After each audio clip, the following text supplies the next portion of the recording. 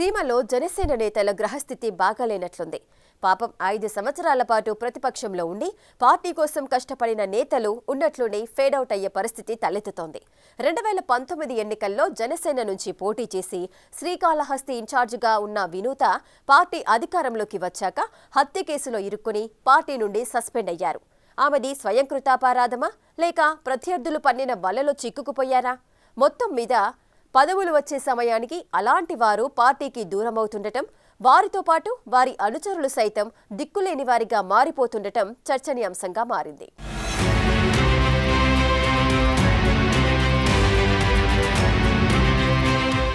Janasena party ఆవిర్భావం నుంచి party కోసం కష్టపడ్డారు. పార్టీ అధినేత చెప్పినట్లు నడిచారు. పార్టీ వాన్ని బలంగా వినిపించారు. సంస్థాగతంగా బలంగా లేకపోయినా తమకున్న కొద్దిపాటి వనరులతో కష్టపడ్డారు. ఆ క్రమంలో కూటమి అధికారంలోకి వచ్చిన తర్వాత తమకు ప్రభుత్వ హోదా కలిగిన పదవులు వస్తాయని భావించారు. అయితే సీన్ రివర్స్ అయింది. వారు తెలుసో తెలియకో చేసిన తప్పిదాలు జీవితాన్ని మార్చివేశాయి.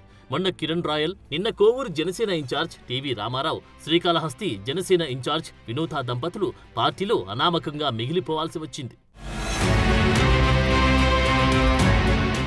ఎందుకనో కొందరు జనసేన నాయకుల ఫేట్ తిరగబడుతుంది. పార్టీ ఆవిర్భావం నుంచి పనిచేసిన వారు ఏదో ఒక కారణంతో పార్టీకి దూరమవుతున్నారు. తమ వెనుక కుట్రలు జరుగుతున్నాయని వారు భావిస్తూ ఉండగా వారి స్వయం కృతాపరాధం కూడా ఉందని స్థానిక నేతలంటున్నారు. రాజకీయాల్లో ఉండాల్సిన పట్టువిడుపులు వారు పట్టించుకోకపోవడంతో వారి భవిష్యత్ ప్రశ్నార్థకమైందని అంటున్నారు. కిరణ్ రాయల్ను పార్టీ వారితో పాటు రాజకీయ ప్రత్యర్థులు అమ్మాయి ఇష్యూలో తెలివిగా ఇరికించి పార్టీ నుంచి సైడ్ చేశారు. 2019 నుంచి 2024 వరకు జనసేనకు పార్టీ వాయిస్ గా కిరణ్ రాయల్ వ్యవహరించారు. తమ అధినేత పవన్ కళ్యాణ్ పై ఈగ వాలనిచ్చేవారు కాదు. జనసేనానిపై అప్పటి అధికార వైసీపీ నేతలు చేసే విమర్శలకు ధీటుగా బదిలిస్తూ రాష్ట్ర వ్యాప్తంగా ఫోకస్ అయ్యారు. అదే సమయంలో ప్రత్యర్థి పార్టీతో పాటు సొంత పార్టీలో సైతం ప్రత్యర్థులను తయారు చేసుకున్నారంటారు. ముఖ్యంగా శాసనసభ ఎన్నికల సమయంలో పార్టీ అధిష్టానం అభ్యర్థిగా ఆరణి శ్రీనివాసులను ప్రకటించిన సమయంలో కిరణ్ వ్యతిరేకించి ఆరణి వర్గానికి టార్గెట్ అయ్యారు. చివరకు అందరూ కలిసి నామినేటెడ్ పదవుల మొదటి జాబితాలో కిరణ్ పేరు వస్తుందనే సమయానికి తెలివిగా చెక్ పెట్టి గతంలో ఆయనకున్న ఓ అమ్మాయి పరిచయాన్ని బయటపెట్టి పార్టీకి దూరం చేశారు. పార్టీ కార్యక్రమాలకు దూరంగా ఉండమంటూ పార్టీ ప్రకటన చేసింది. దీంతో అతను అడపాదడపా మీడియా సమావేశాలు సొంతంగా పెట్టుకోవాల్సి వస్తుంది. పవన్ కళ్యాణ్ పై ప్రత్యేకమైన అభిమానమున్న పార్టీ కార్యక్రమాలకు దూరంగా ఉండాల్సి వస్తుంది. తాజాగా హత్య కేసులో శ్రీకాళహస్తి జనసేన ఇన్ఛార్జ్ కోట వినూత, ఆమె భర్త చంద్రబాబు తమిళనాడులోని మింట్ పోలీస్ స్టేషన్ పరిధిలో అరెస్టయ్యారు. తమకు అత్యంత సన్నిహితుడైన పిఎస్ శ్రీనివాసులు అలియాస్ రాయుడిని హత్య చేసి తర్వాత శవాన్ని చెన్నైలోని మింట్ పోలీస్ స్టేషన్ సమీపంలోని కువ్వం కాల్వలో వేసి వచ్చారని వారిపై అభియోగాలు వచ్చాయి. తమిళనాడు పోలీసుల దర్యాప్తులో వారే చంపారని బయటపడింది. దాని వెనుక కారణాలు కూడా అత్యంత వివాదాస్పదంగా కనిపిస్తున్నాయి. ప్రైవేటు వీడియోలు తీశారనే ప్రచారం ఉంది.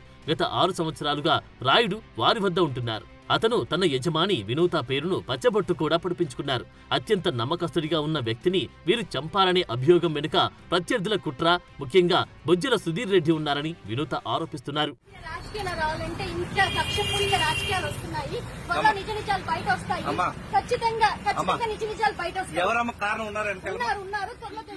వినూత శ్రీకాళహస్తి నుంచి 2019లో పోటీ చేసి 5,000 ఓట్లు సాధించారు. అయితే తర్వాత పరిణామాల్లో శ్రీకాళహస్తి జనసేన ఇన్ఛార్జిగా నియమితులయ్యారు. ఏదో ఒక ఆందోళన చేస్తూ అధికార పక్షాన్ని చికాకుపర్చారు. అయితే పార్టీలో వినూత దంపతులతో పాటు మరో 2 గ్రూపులు ఏర్పడ్డాయి. కొట్టే సాయి, చలపతి అనే వర్గాలు వారిని వ్యతిరేకించాయి. గత ఎన్నికల్లో చివరి వరకు శ్రీకాళహస్తి టికెట్ను జనసేనకే కేటాయించాలని ఒత్తిడి తెచ్చారు. అయితే అక్కడ బొజ్జలకున్న గట్టి పట్టుతో పాటు సీఎం చంద్రబాబు నాయుడికి ఆ కుటుంబంతో ఉన్న అనుబంధంతో ముందుగానే సుధీర్కు టికెట్ కేటాయించారు. ఎన్నికల ప్రచారంలో సైతం వినూత దంపతులు బొజ్జలతో కలిసి వెళ్లలేదు. ఎన్నికల తర్వాత కూడా ఇదే గ్యాప్ కొనసాగింది. తర్వాత పరిణామాల నేపథ్యంలో ఆమె ఏకంగా తమ అనుచరుడు శివకుమార్ కు టెంపుల్ పార్కింగ్ కాంట్రాక్ట్ లో సైతం 20% వాటా ఇప్పించుకోగలిగారు.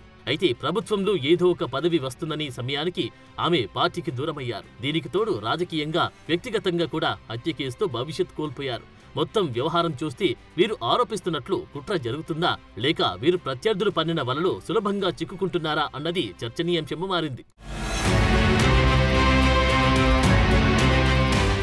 మొత్తం మీద పార్టీ కోసం అష్టకష్టాలు పడి పోరాటం చేసి పార్టీ ఉనికి కోసం పాటుపడిన వీరంతా ప్రస్తుతం ఏదో ఒక కారణంతో కనుమరుగవుతూ ఉండడం హాట్ టాపిక్ గా తయారైంది. వీరు కూడా గతంలో కుట్రలకు పాల్పడి యాక్టివ్ గా ఉన్న వారిని బయటకు పంపారని, అదే ఫలితం వీరు అనుభవిస్తున్నారన్న టాక్ కూడా వినిపిస్తుంది. ఇదే క్రమంలో మాజీ ఎమ్మెల్యే, తూర్పుగోదావరి జిల్లా కొవ్వూరు నియోజకవర్గం జనసేన పార్టీ ఇన్ఛార్జ్ టీవీ రామారావును కూడా తప్పించారు.